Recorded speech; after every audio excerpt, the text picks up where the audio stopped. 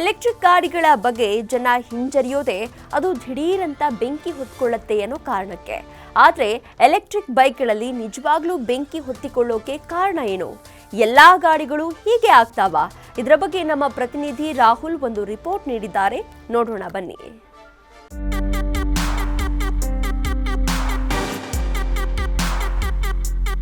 Electric ಗಾಡಿಗಳ purchase ಇರ್ಬೋದು ಅಥವಾ ಒಂದು ಕನ್ವರ್ಟೆಡ್ ಎಲೆಕ್ಟ್ರಿಕ್ ವೆಹಿಕಲ್ನ ನಾವು ಪಡ್ಕೊಳ್ಳೋದಿರ್ಬೋದು, ಜನರಿಗೊಂದು ಡೌಟ್ ಅಂತೂ ಇದ್ದೇ ಇರುತ್ತೆ, ಬೆಂಕಿ ಹೊತ್ಕೊಂಡ್ಬಿಟ್ರೆ ಅಂತ. ಸೊ ಇದು ತುಂಬ ಈಗ ನಡೀತಾ ಇದೆ. ಹಾಗಾಗಿ ನಿಜವಾಗ್ಲೂ ಎಲೆಕ್ಟ್ರಿಕ್ ಗಾಡಿಗಳಲ್ಲಿ ಬೆಂಕಿ ಕಾಣಿಸ್ಕೊಳ್ಳೋಕ್ಕೆ ಕಾರಣ ಏನು? ಇದ್ರ ಬಗ್ಗೆ ನಮಗೆ ಆನ್ಸರ್ ಮಾಡೋದಕ್ಕೆ ನನ್ನ ಜೊತೆ ಇವತ್ತಿದ್ದಾರೆ ಸ್ಟಾರಿಯಾ ಮೊಬಿಲಿಟಿಯ ಚೀಫ್ ಟೆಕ್ನಿಕಲ್ ಆಫೀಸರ್ ಆಗಿರುವಂಥ ಗೌರವ್ ಅವರು. ಅವರವರೇ ಹಾಯ್. ಸೊ ಮೊದಲನೇದಾಗಿ ನೀವು ಹೇಳಬೇಕು, ಎಲೆಕ್ಟ್ರಿಕ್ ಗಾಡಿಗಳು ಎಸ್ಪೆಷಲಿ ಯಾಕೆ ಬೆಂಕಿ ಎತ್ಕೊಳ್ಳುತ್ತೆ? ಎಲೆಕ್ಟ್ರಿಕ್ ವೆಹಿಕಲ್ಸಲ್ಲಿ ಏನು ಡಿಫ್ರೆನ್ಸು? ಅದರಲ್ಲಿ ನಾವು ಯಾವುದೇ ಥರ ಪೆಟ್ರೋಲ್ಸ್ ಆಗಲಿ ಫ್ಯೂಯಲ್ಸ್ ಆಗಲಿ ಯೂಸ್ ಮಾಡಲ್ಲ.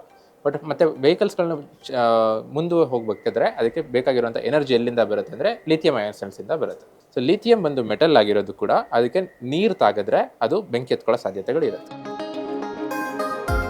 ಆ ಕಂಪೋನೆಂಟ್ಸ್ಗಳನ್ನ ಯೂಸ್ ಮಾಡಿ ನಾವು ಬ್ಯಾಟ್ರಿ ಮಾಡಿದಾಗ ಏನು ಮಾಡ್ತೀವಿ, ಅದರದ್ದು ಕೆಮಿಕಲ್ ರಿಯಾಕ್ಷನ್ಸ್ಗಳನ್ನ ಕಂಟ್ರೋಲ್ ಮಾಡಿ ನಮಗೆ ಎಷ್ಟು ವೋಲ್ಟೇಜ್ ಅಥವಾ ಕರೆಂಟ್ ಎಷ್ಟು ನಮಗೆ ಅದರಿಂದ ಶಕ್ತಿ ಬರಬೇಕೋ ಅಷ್ಟನ್ನು ಮಾತ್ರ ಉಪಯೋಗಿಸ್ತೀವಿ.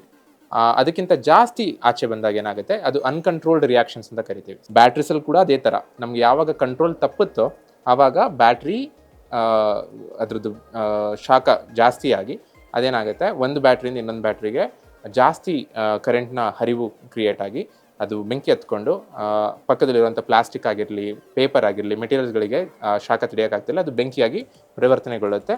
ಸೊ ಅಲ್ಟಿಮೇಟ್ಲಿ ಏನಾಗುತ್ತೆ, ಬೆಂಕಿ ಕಾಣಿಸ್ಕೊಳ್ಳುತ್ತೆ ಕಸ್ಟಮರ್ಸ್ಗೆ. ಸೊ ಇದು ಒಂದು ಸೈಂಟಿಫಿಕ್ ಅಥವಾ ಸೈನ್ಸ್ ಆಧಾರಿತ ಒಂದು ಆನ್ಸರ್. ಸೊ ನೋಡಿದ್ರಲ್ವಾ, ನಿಮ್ಮ ಬೆಂಗಳೂರಿನ ರೋಡ್ಗಳ ಪರ್ಫೆಕ್ಟ್ ಪಾರ್ಟ್ನರ್ ಅಂದ್ರೆ ಅದು ಖಂಡಿತವಾಗ್ಲೂ ಸ್ಟಾರಿಯಾ ಮೊಬಿಲಿಟಿಯ ವೆಹಿಕಲ್ಸ್ ಆಗಿರುತ್ತೆ. ಕ್ಯಾಮ್ರಾ ಪರ್ಸನ್ ಮಂಜು ಹೊಸಕೋಟೆ ಜೊತೆ Rahul Dayan, news first Bengaluru. News first ನಿರ್ಭೀತಿಯಿಂದ ನಿಮ್ಮ ಪರವಾಗಿ.